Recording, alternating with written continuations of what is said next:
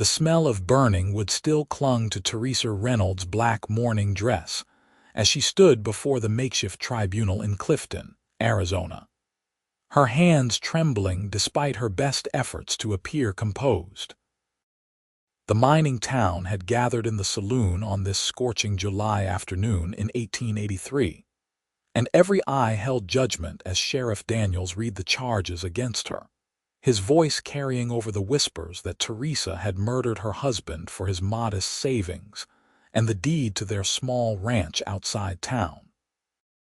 She wanted to scream that Thomas had been drunk again, that the lantern had fallen from his own unsteady hands, that she had tried desperately to pull him from the flames before the cabin walls collapsed. But her voice felt trapped in her throat along with the smoke she had inhaled trying to save a man who had beaten her more times than she could count. The evidence suggests Mrs. Reynolds was nowhere near the cabin when the fire started, Sheriff Daniels continued, his weathered face showing no sympathy. Her neighbor, Mrs. Hutchins, claims she saw Teresa walking back from the creek nearly an hour after the smoke was first spotted. "That's because I was fetching water," Teresa finally found her voice, though it came out hoarse and desperate. "Thomas sent me for water because we had run out.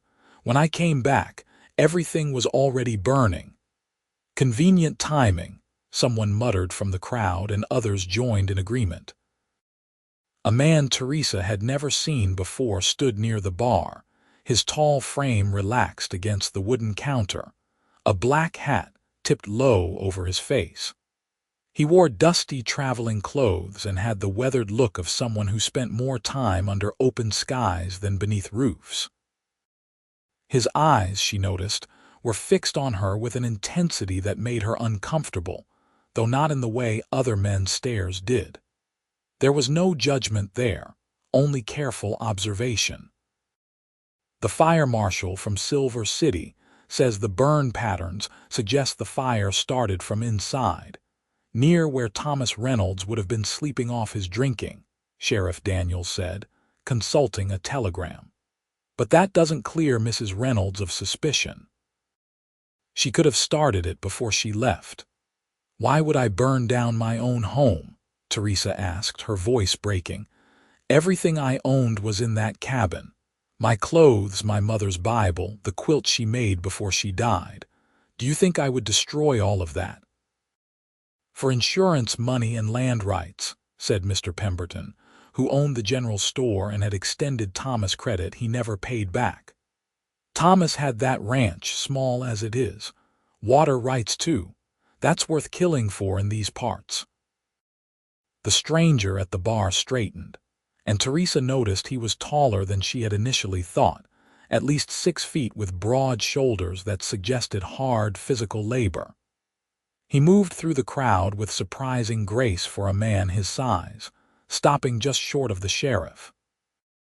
"Begging your pardon, Sheriff," he said, his voice a low drawl that carried a hint of Texas, "but I was passing through the Reynolds place that morning. Saw the whole thing." The saloon fell silent, and every head turned toward the stranger. Sheriff Daniels narrowed his eyes. "And who might you be?" "Xander Vaughn," the man said, touching the brim of his hat.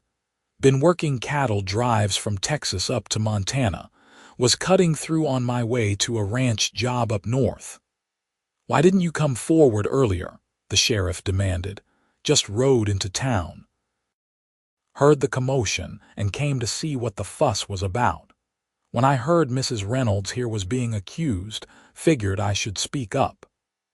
Xander's gaze moved to Teresa, and she felt something shift in her chest at the steadiness she found there.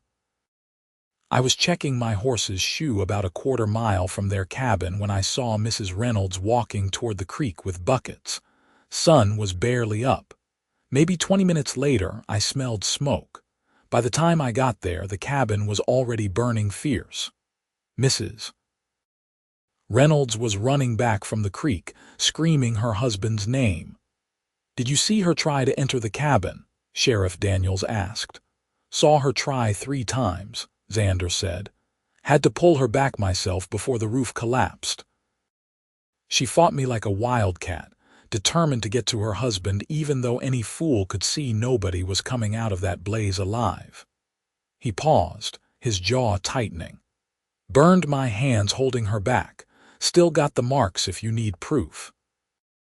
He held out his hands, and Teresa saw the angry red burns across his palms and fingers.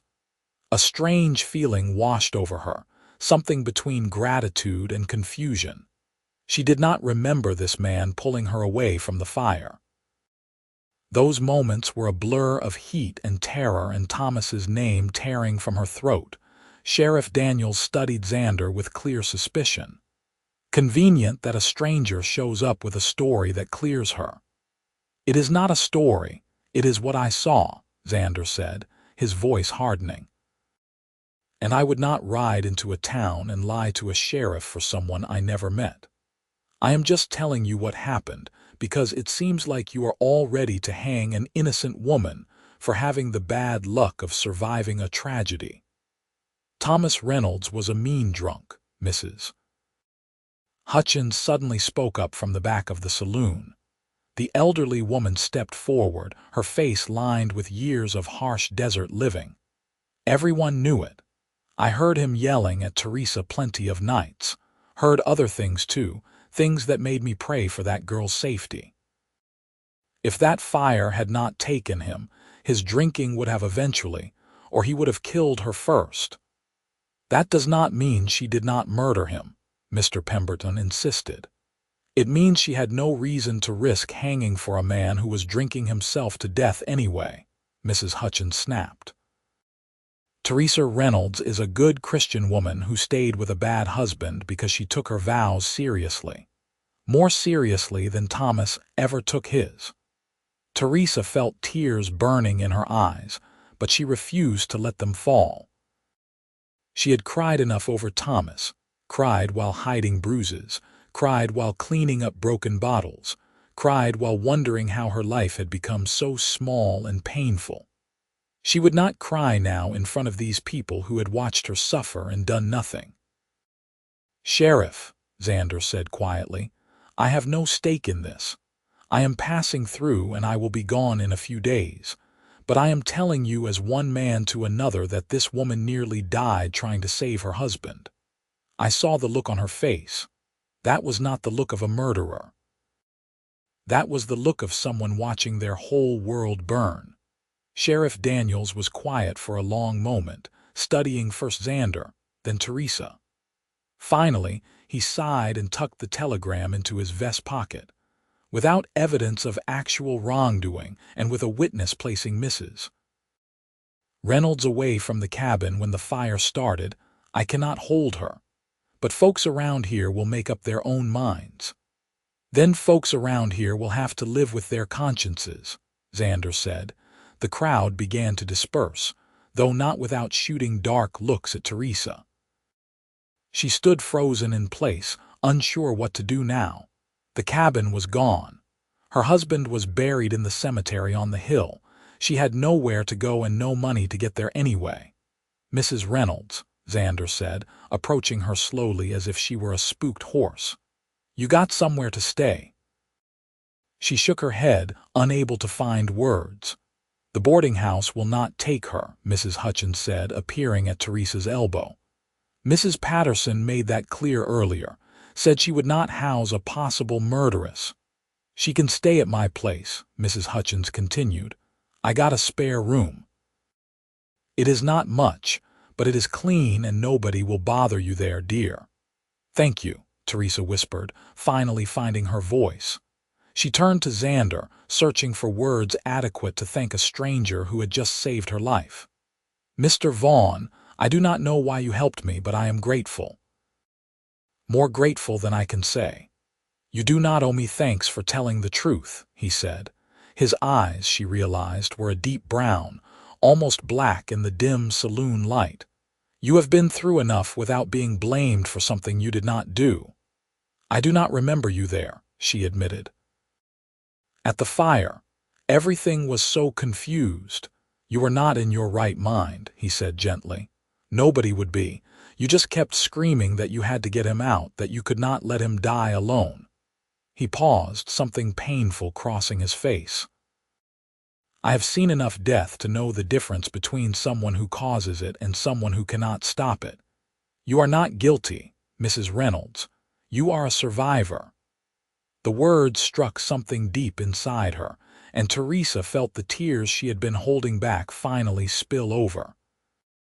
She pressed a hand to her mouth, trying to maintain some dignity, but the sobs came anyway, harsh and ragged. Mrs. Hutchins wrapped an arm around her shoulders, making soft, soothing sounds. "Come on, dear," the older woman said. "Let's get you home. You need rest and food. When did you last eat?" Teresa could not remember. Time had become strange since the fire, stretching and compressing in ways that made no sense. Had it been 2 days? 3? Xander watched them leave, his expression unreadable. Teresa glanced back once and found him still standing there, a solid presence in a world that had become dangerously unstable. The next morning, Teresa woke in a narrow bed in Mrs. Hutchins' spare room, disoriented and aching. Sunlight streamed through thin curtains, and she could hear the sounds of Clifton waking up outside, horses and wagons and voices carrying on the dry desert air. "You are awake," Mrs. Hutchins said from the doorway, holding a cup of coffee. "I let you sleep as long as I could. Figured you needed it." Teresa sat up slowly, accepting the coffee with grateful hands. "What time is it?" "Nearly noon. You slept almost 15 hours. Mrs. Hutchins settled into a chair by the window. "Your body needed it after everything." "I should be doing something," Teresa said, though she had no idea what. "I need to figure out what to do now." "Now you take time to heal," Mrs. Hutchins said firmly. "The ranch is still yours, even if the cabin burned. The land is good and the creek runs year-round. When you are ready, you can decide what to do with it." "I cannot run a ranch alone," Teresa said. "Thomas barely managed it and he grew up on one." "Then you sell it," Mrs. Hutchins said with a shrug.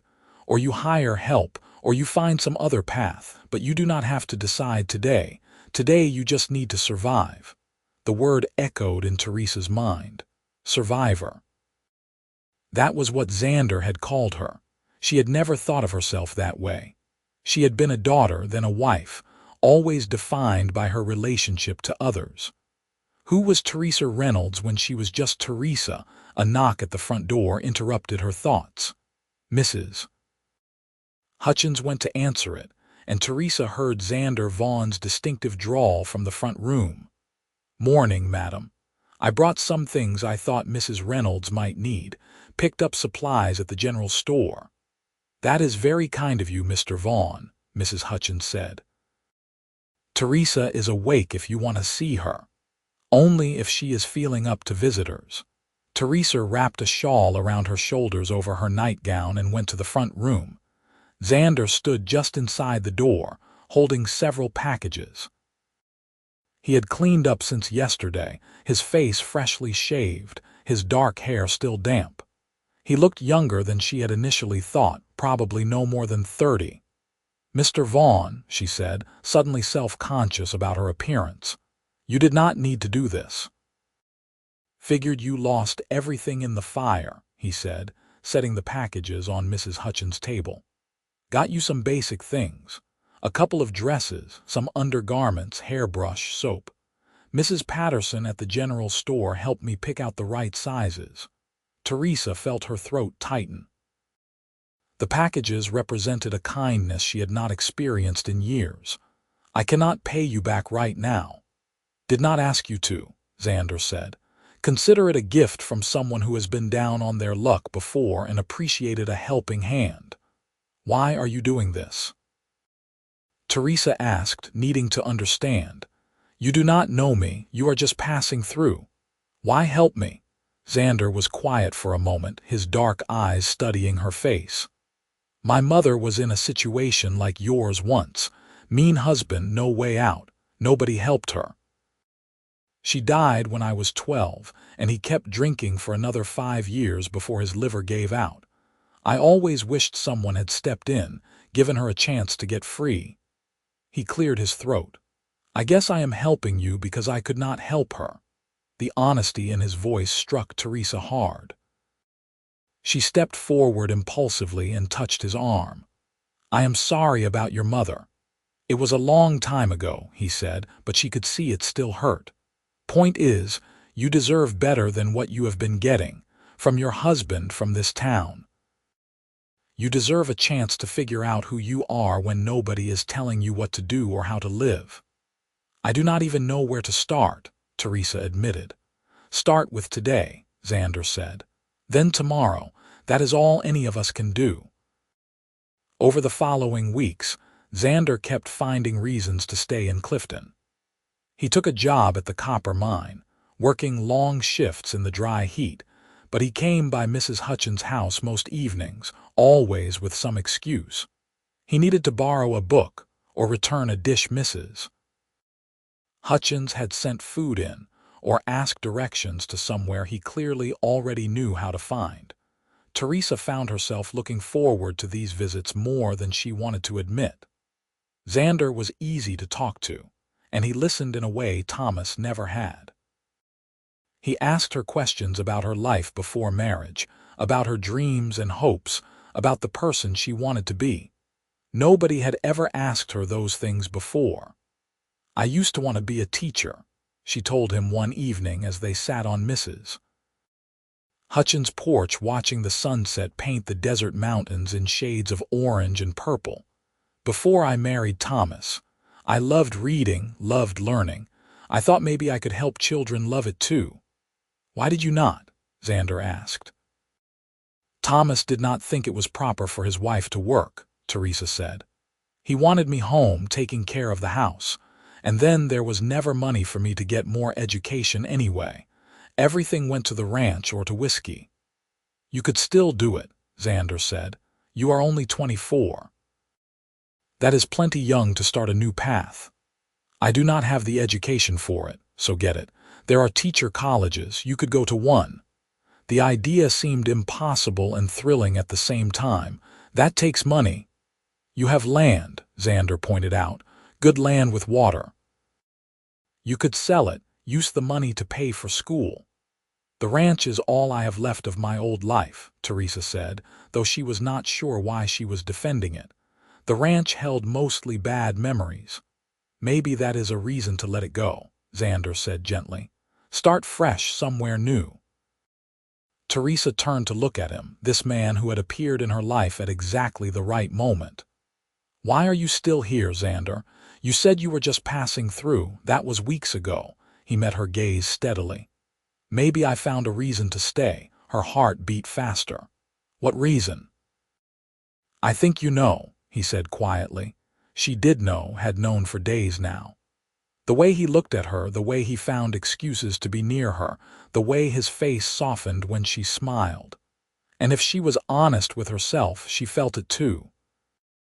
The flutter in her chest when she heard his voice, the way she caught herself thinking about him at odd moments, the desire to share every small thought and observation with him.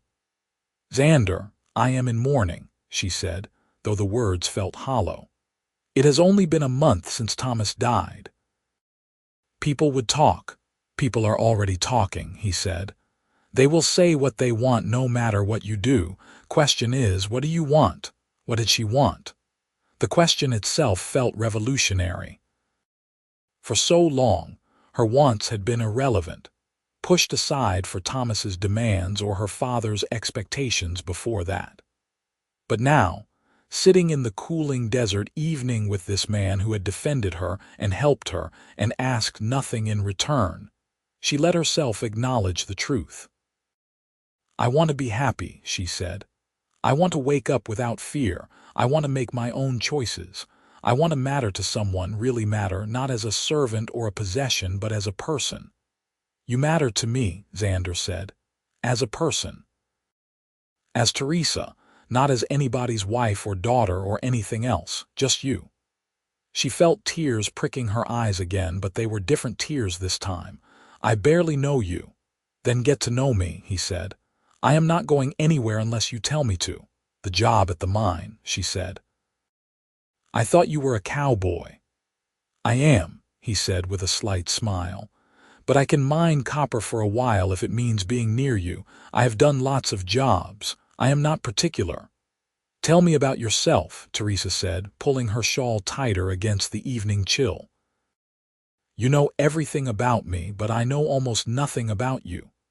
So he told her.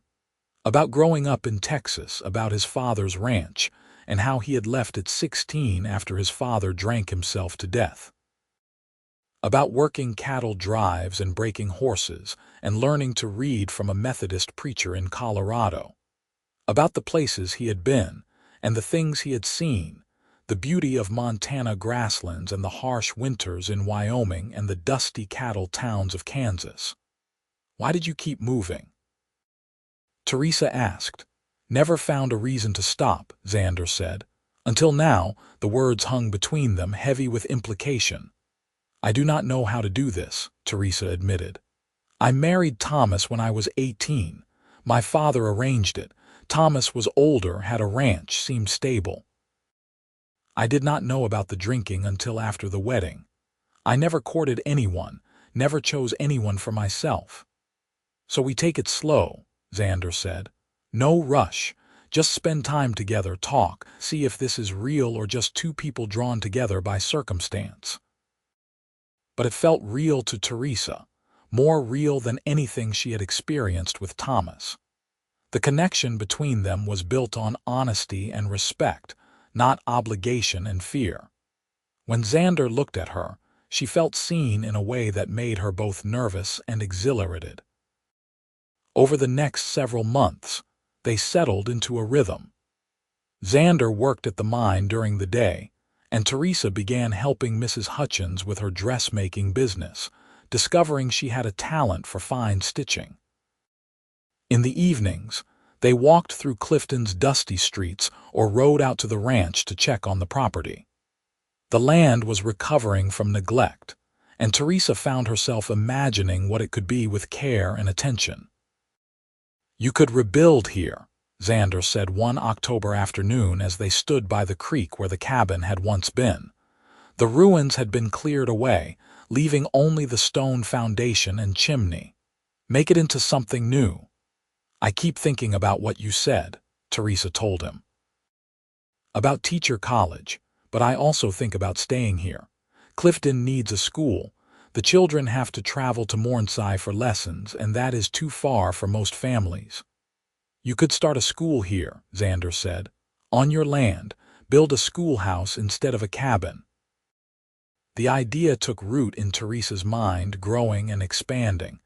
"I would need help. Building costs money." "We could do most of the work ourselves," Xander said. "I know construction.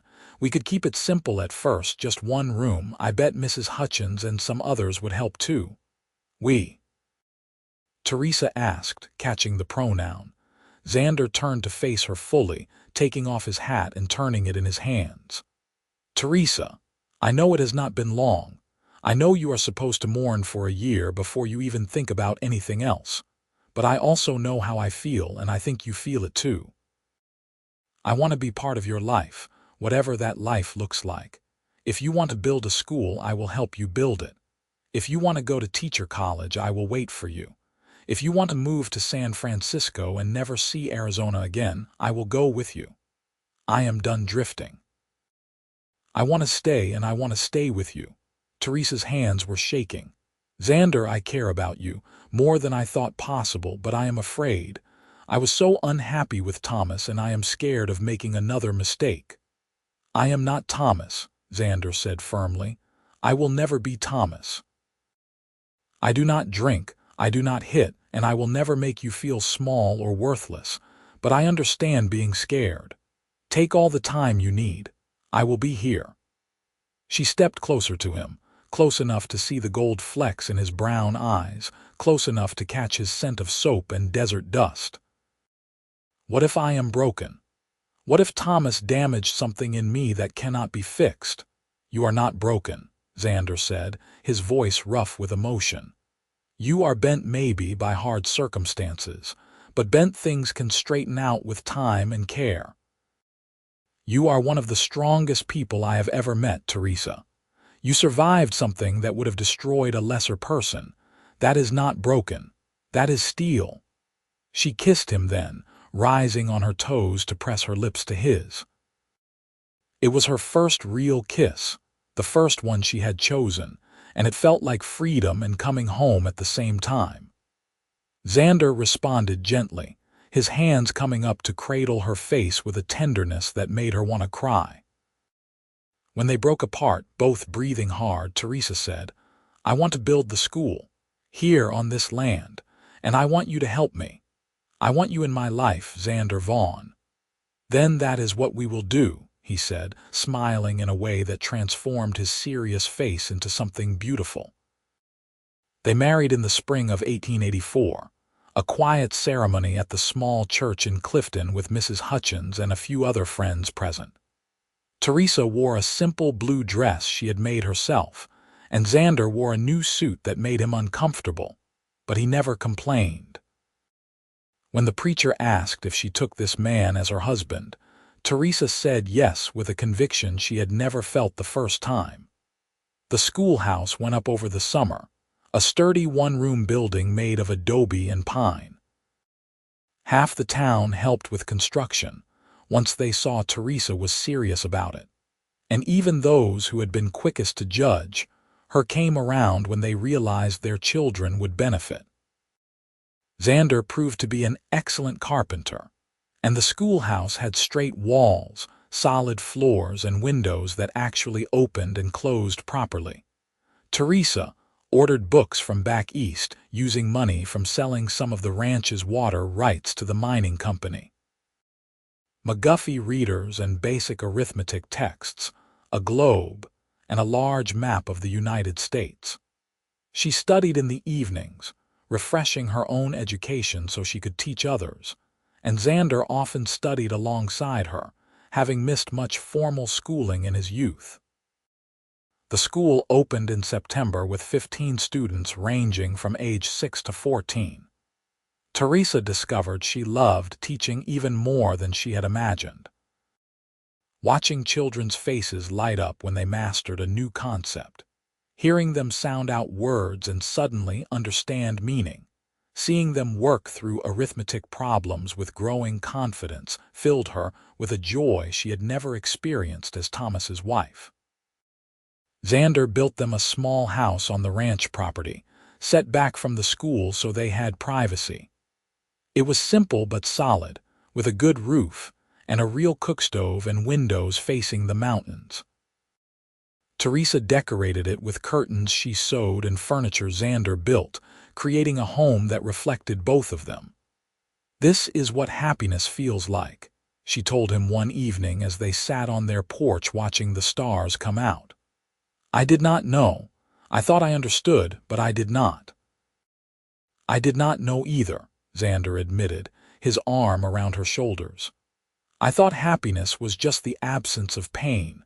I did not realize it could be this, something positive and real." Their first child, a son they named Samuel, was born in the summer of 1885. Teresa took a few weeks away from teaching, and Mrs. Hutchins ran the school in her absence.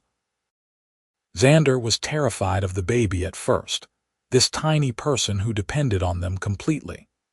But Teresa watched him transform into a devoted father who sang lullabies in his deep voice and paced the floor during colicky nights without complaint.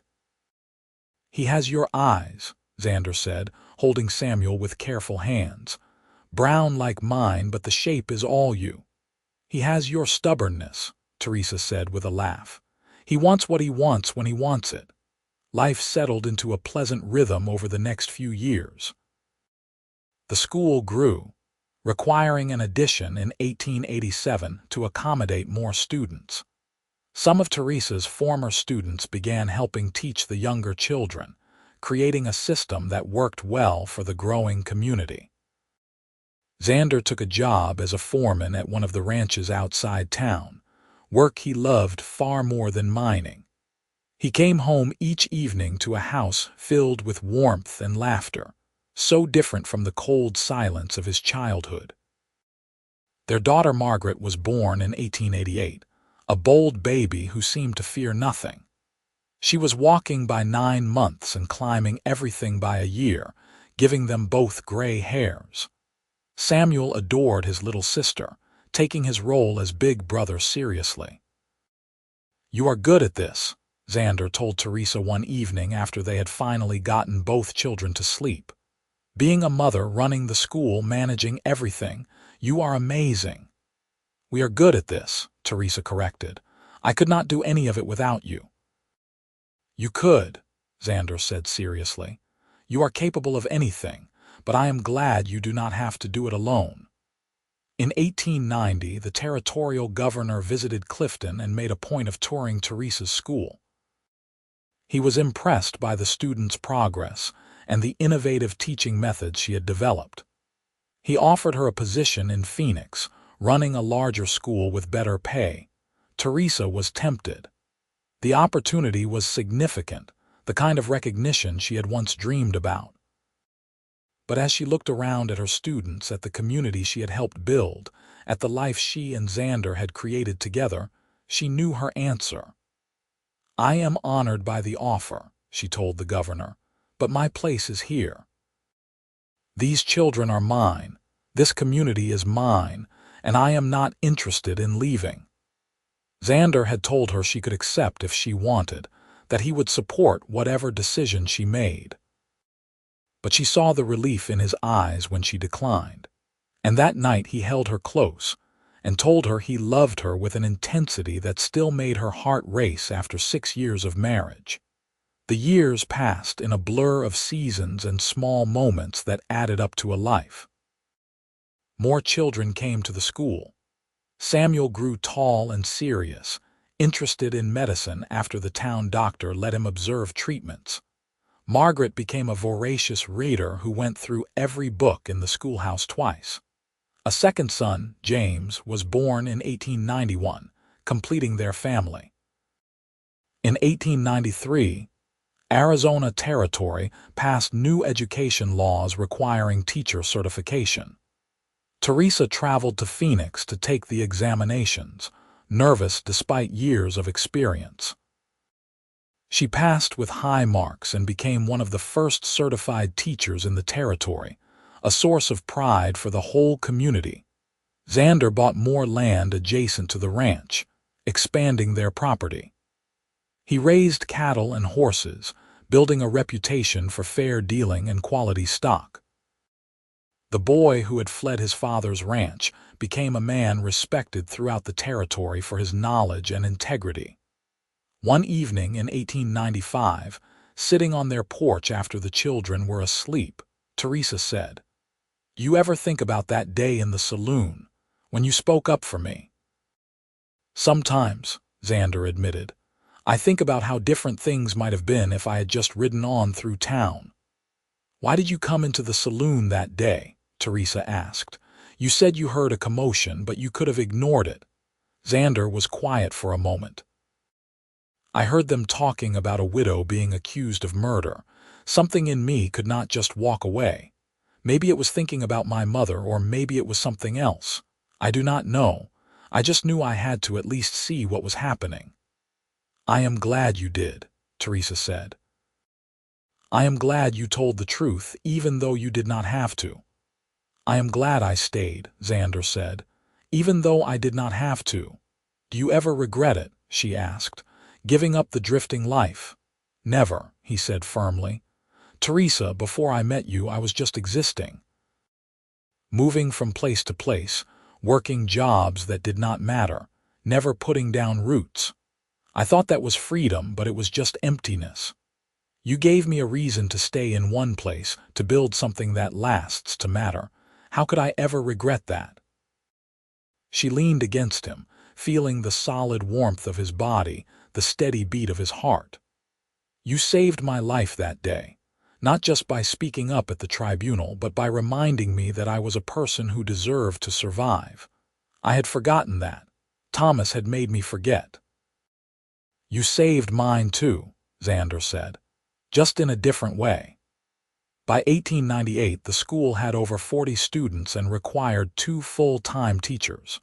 Teresa hired Emily Grant, a young woman from Tucson with a teaching certificate and enthusiasm for education. It felt good to share the work, to mentor someone the way she wished she had been mentored. Samuel left for medical school in San Francisco that year, a bittersweet departure that left Teresa weeping even as she celebrated his achievement. Margaret, now 10, declared she wanted to be a teacher like her mother.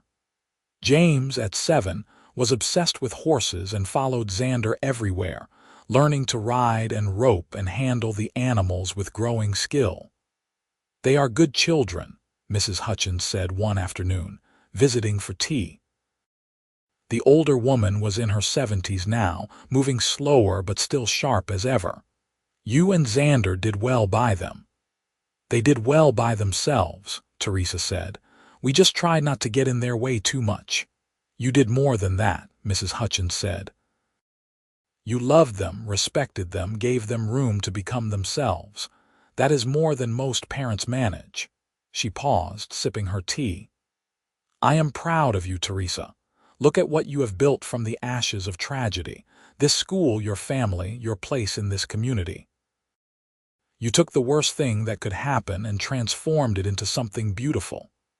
"I had help," Teresa said, glancing toward the corrals where Xander was working with James and a new colt. "A lot of help." "You had Xander, yes," Mrs. Hutchins agreed, "but do not discount your own strength.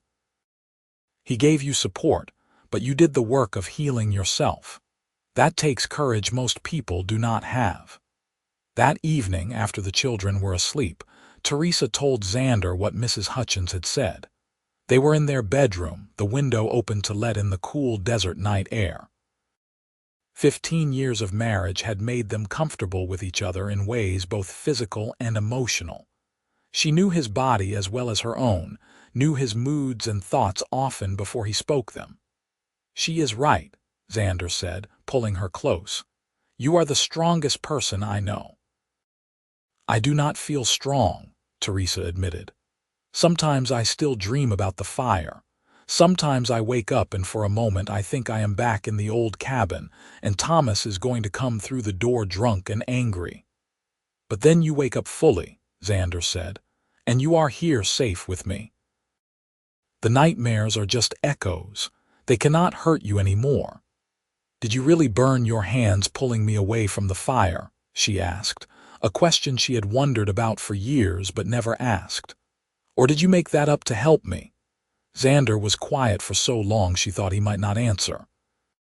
Finally, he said, "I burned them. Not as badly as I told the sheriff, but enough. I was there, Teresa. I did pull you back. I just exaggerated the details a little to make sure they believed me." "Why did you do that?" she asked. "Risk getting caught in a lie." "Because I could see you were innocent," he said. "And I could see the town was ready to hang you for the crime of surviving. Sometimes the truth needs a little help to be heard." She kissed him then, pouring 15 years of love and gratitude into the connection. He responded with the passion that had never dimmed between them, still eager for her touch, still finding new ways to please her. Later, lying in the darkness, Teresa said, "I never thanked you properly for what you said that day." "What did I say?" "You are not guilty. You are a survivor." She turned to face him, barely able to make out his features in the darkness. "Those words changed everything for me. They gave me permission to let go of the guilt I had been carrying, the feeling that I should have done more, been better, somehow prevented Thomas from drinking himself to death. You helped me see that his choices were not my responsibility." "They never were," Xander said. "You did everything you could. You stayed when most people would have left. You tried to save him even after everything he put you through. That is more than anyone could ask." "I think I needed to hear someone say it out loud," Teresa said. "That I was not guilty. That survival was enough." "It is more than enough," Xander said. "It is everything." The new century arrived with celebration and hope. The school continued to thrive. sending students on to higher education and meaningful work. Samuel wrote regularly from San Francisco, describing his medical studies and the city's wonders. Margaret helped teach the younger students, showing a natural talent for education. James worked the ranch with Xander, developing his father's patience and skill with animals. In 1902, Mrs. Hutchins passed away peacefully in her sleep, leaving her house to Teresa with a note that said simply, "For the girl who survived and the woman who thrived." Teresa cried for days, mourning the woman who had given her shelter when no one else would, who had believed in her when the whole town condemned her. They held the funeral at the schoolhouse, the only building large enough for all the people who came to pay respects. Teresa spoke about kindness and courage, about the importance of standing up for those who could not stand up for themselves. She looked at Xander while she spoke, remembering how he had been the first to do exactly that for her. Teresa was 43 now, her dark hair streaked with silver, her face lined by sun and smiles. Xander was 48, still strong but moving with the careful deliberation of middle age. They had been married 18 years, together nearly 20, and the love between them had only deepened with time. "Did you ever imagine this?" Xander asked one evening as they watched the sunset from their porch, a ritual they had maintained through all the years. "When you were standing in that saloon being accused, did you imagine you could be this happy?" "I could not imagine anything beyond surviving the next minute," Teresa said honestly. "Happiness seemed like something that happened to other people, not to me. And now I cannot imagine being anything but happy," she said. "Even on hard days, even when things go wrong, I am still fundamentally happy because I am free and loved and purposeful. That is more than most people get." "It is everything," Xander said, echoing his words from years before. In 1905, Samuel returned to Clifton as a qualified doctor, ready to serve the community he had grown up in. He set up a practice in town, and Teresa felt a deep satisfaction seeing her son help the same people who had once condemned her. The town had changed over the years, growing more prosperous and more tolerant. Most people had long since forgotten the accusations against Teresa, remembering only the teacher who had educated their children and the family that contributed so much to the community. Margaret left for teacher college in 1906, following her mother's path, but with opportunities Teresa had never had. She wrote home full of excitement about pedagogy theories and new teaching methods, promising to bring everything back to Clifton and help expand the school further. James married a rancher's daughter in 1908, a capable young woman named Sarah who could ride and rope as well as any man. They built a house on the ranch property, planning to take over operations eventually when Xander was ready to slow down. The land that had once been the site of Teresa's worst nightmare was now home to 3 generations, transformed by love and hard work into something life-giving. On their 25th wedding anniversary in 1909, Xander surprised Teresa with a trip to San Francisco to visit Samuel. They took the train west, Teresa's first time leaving Arizona territory in decades. The city amazed her with its size and sophistication, so different from the desert spaces she had grown to love. "You ever wish you had ended up somewhere like this?" Xander asked as they walked along the bay, watching ships come and go. "Somewhere with more opportunities, more culture." "No," Teresa said without hesitation. "This is beautiful, but it is not home. Home is Clifton, the school, our ranch. Home is the place we built together." They visited Samuel's office and met his colleagues, who treated Teresa with respect and admiration when they learned she was a certified teacher who had run a successful school for over 20 years. It felt good to be recognized for her achievements, but it felt better to know she had made a difference in the lives of dozens of children, On the train ride home, Teresa said, "Thank you for this. For showing me I could have adventures even at 50. "We have a lot more adventures ahead," Xander promised. "I am not done with you yet."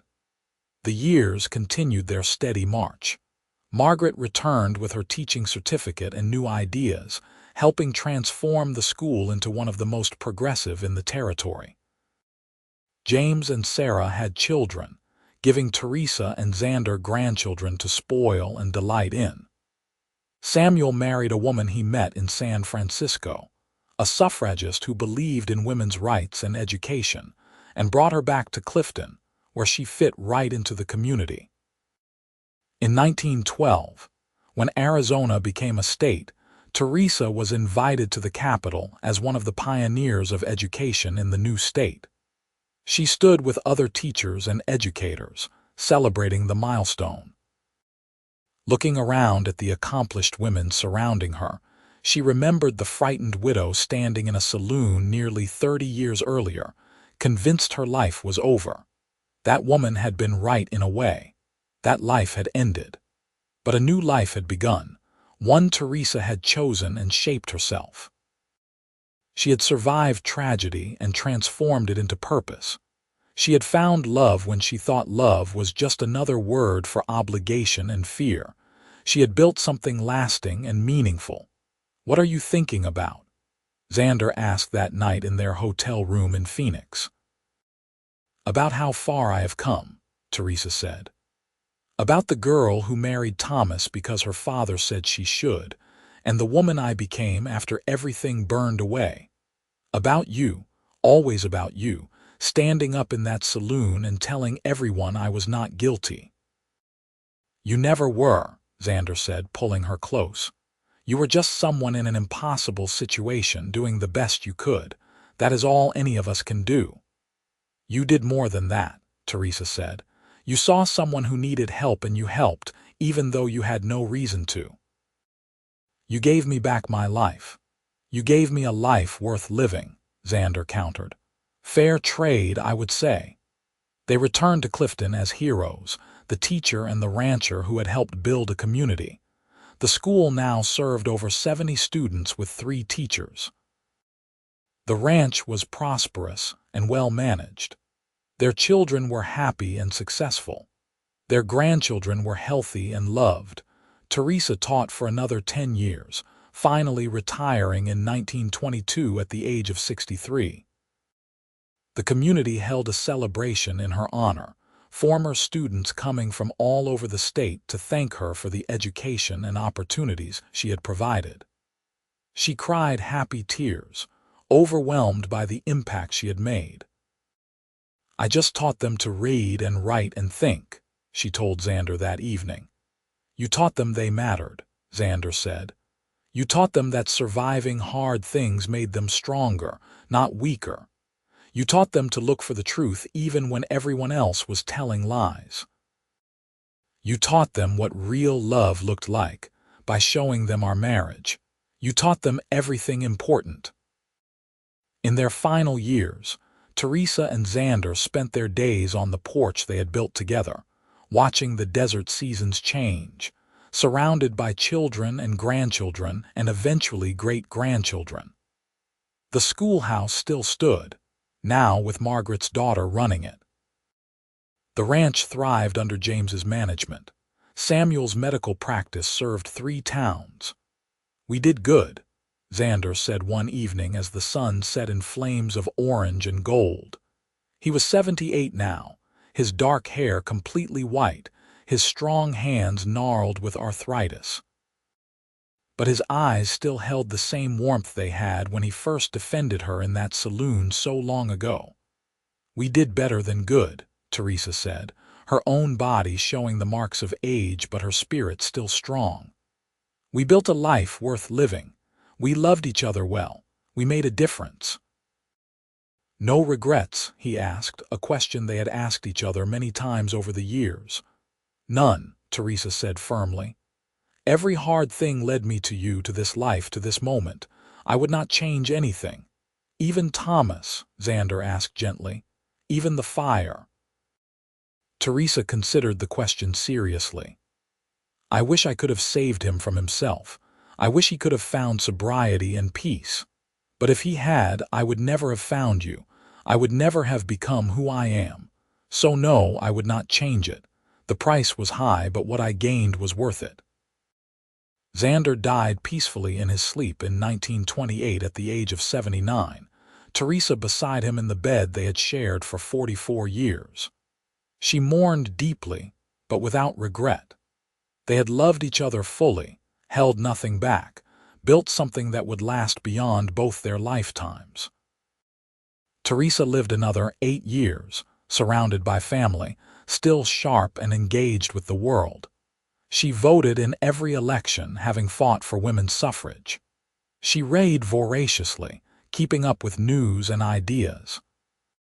She told stories to her great-grandchildren about the old days, about surviving tragedy and finding love and building a school in the desert. On her final day, sitting on the porch of the house Xander had built, watching the sun set over mountains that had witnessed her entire adult life, Teresa thought about the cowboy who had said she was not guilty, that she was a survivor. He had given her permission to live again, to love again, to become someone new. She had survived. But more than that, she had thrived. She had taken the ashes of her first life and built something beautiful from them. She had loved deeply and been deeply loved in return. She had made a difference in her corner of the world.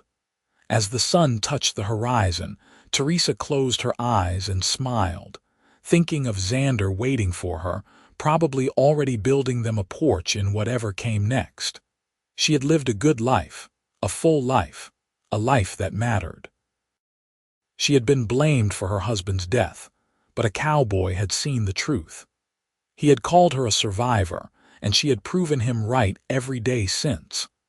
And in the end, that was all any of them could hope for, to survive the hard things and transform them into something good. The desert wind whispered through the creosote bushes, carrying the scent of rain on its breath.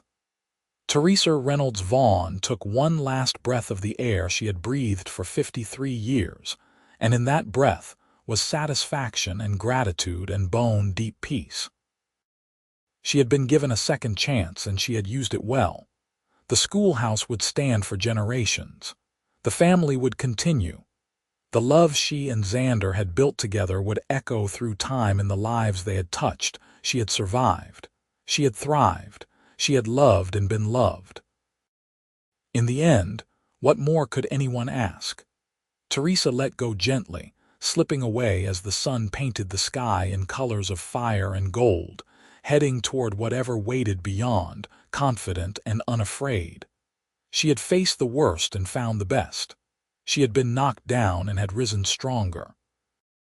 She had been blamed unjustly and had forgiven with grace. Most importantly, she had learned that survival was not just about enduring, but about becoming. She had become a teacher, a mother, a pillar of her community. But most of all, she had become herself, fully and completely, the woman she was always meant to be.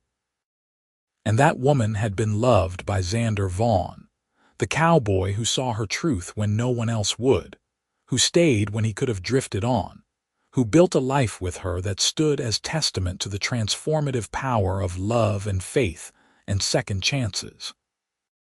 The stars came out over Clifton, Arizona, brilliant in the desert sky, watching over the school and the ranch and the family that would carry the legacy forward.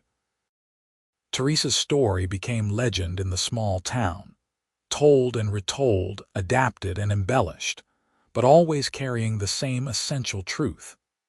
That sometimes the worst moments of our lives open doors to the best, that love can heal even the deepest wounds, and that speaking up for the truth, even when it is hard, can change everything. In the morning, they found her peaceful on the porch, a smile on her weathered face, ready at last to be reunited with the man who had given her back her life all those years ago in a dusty saloon, when he looked at a frightened widow and said the words that would echo through the decades. "You are not guilty.